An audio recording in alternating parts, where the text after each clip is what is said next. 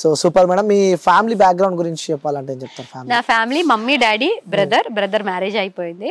Daddy real estate business చేస్తున్నారు, mummy house wife, brother Dubai లో ఉన్నాడు, సిస్టర్ ఇన్ లో మనతో పాటే ఉంది. ఓకే. సో అమ్మకి ఇష్టమా నాన్నకి ఇష్టం అంటే ఏం చెప్తారు? డిఫికల్ట్ క్వశ్చన్ అనుకుంటున్నారా? నాకు ఇప్పుడు 2 కడ్లాగా నా మమ్మీ డాడీ అంటే 1 eye. సో దాంట్లో చూస్ చేసుకోలేము కదా, అలాగే మమ్మీ డాడీ అంటే. బట్ అమ్మాయిలు అంటేనే డాడీ అని చెప్తారు కదా, డాడ్స్ గర్ల్ అంటారు కదా, అలాగే కొంచెం డాడ్ సైడ్ కొంచెం.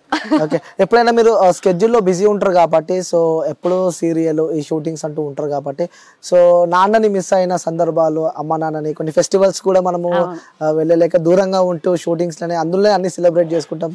మన సొంత వాళ్ళకి కూడా మన దగ్గర ఉండలేని సిచ్యువేషన్ కూడా కొన్ని ఉంటాయి. సో అలాంటి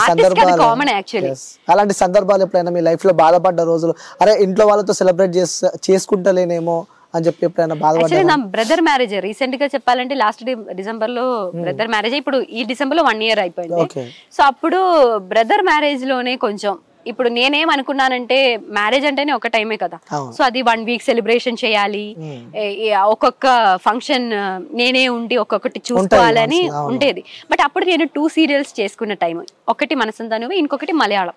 అప్పుడు ఇద్దరితో మాట్లాడి నాకు డేట్స్ దొరికేది only 2 days 3 days. Marriage day, next day reception, next day నేను షూట్కి వెళ్ళిపోవాలి. సో జస్ట్ ఒక బయట నుంచి వచ్చి రిలేటివ్స్ వస్తారు కదా మ్యారేజ్ ఫంక్షన్ కి వచ్చి వెళ్ళిపోతారు, అలాగే నేను బ్రదర్ మ్యారేజ్ కి వెళ్ళి ఫంక్షన్ చేసుకొని నెక్స్ట్ డే వెళ్ళిపోయేది. సో ఏమి దగ్గర నుంచి చూసుకోలేను నేను. సో అదొకటి బాధగా. ఇప్పుడు మా చెల్లె ఉంది, సెలబ్రేట్ చేసుకోవచ్చు ఫ్యామిలీ అని చెప్పి అందరూ ఉంటారు, కానీ సొంత వాళ్ళు నేను మాత్రం లేదు అక్కడ. అలాంటి ఒక ఫంక్షన్ కూడా నేను ఏదో మిస్ అయ్యా, వాళ్ళ ఫంక్షన్స్ కూడా ఒకటి 1-2 మిస్ అయ్యా నేను. మ్యారేజ్ తర్వాత కూడా ఉండదు కదా వాళ్ళ ఇంటికి వెళ్ళిపోవడం, సో అది కూడా నేను చాలా మిస్ అయ్యా నేను. ఇప్పుడు ఒక్కొక్కరు మ్యారేజ్ వీడియోస్ అదని వచ్చినప్పుడు అయ్యో నేను కూడా ఇలా చేస్తే బాగుండేది, అలా చేస్తే బాగుండేది అని అనిపించేది, బాధ అనిపిస్తూ ఉంటది. ఓకే. సో మీకు తెలుగులో మీకు ఇష్టమైన హీరో? అందరూ ఇష్టమే నాకు. అల్లు అర్జున్ ఫస్ట్ మీకు తెలుసు కదా, అల్లు అర్జున్ అంటే మల్లు అర్జునే. Allu Arjun is our person, Mallu Arjun. First Allu Arjun, junior NTR గారు, పవన్ కళ్యాణ్, ఇంకా ఎవరు, మహేష్ బాబు, అందరిని కవర్ చేస్తున్నారు తెలుగుగా మళ్ళీ అందరినీ కవర్ చేసినందుకు చెప్పి. మీకు అల్లు అర్జున్ అంటే బాగా ఇష్టం అని చెప్పి తెలుసు మాకు, ఎందుకు అల్లు అర్జున్ అంటే అంత ఇష్టం మీకు? పుష్ప సినిమా ఎన్నిసార్లు చూసారు? పుష్ప 3-4 times చూసారు.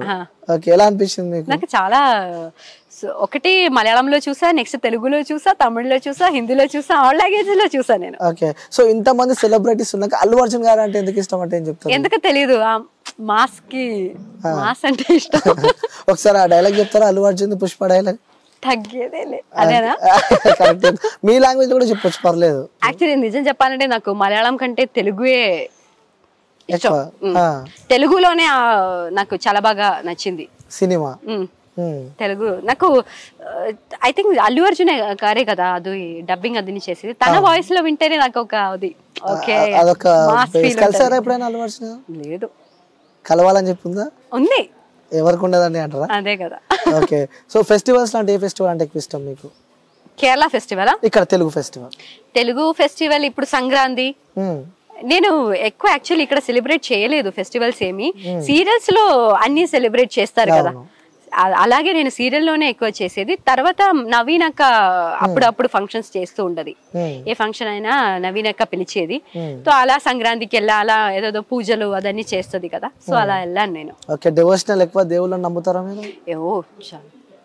అదే నేను చెప్పాను, శివయ్య అని చెప్పి. ఎప్పుడు ట్రిప్స్ కూడా అలా చేసేది, స్పిరిచువల్ జర్నీస్ కూడా ఉంటది నాకు, ఉంటాయి లైఫ్ లో. ఓకే.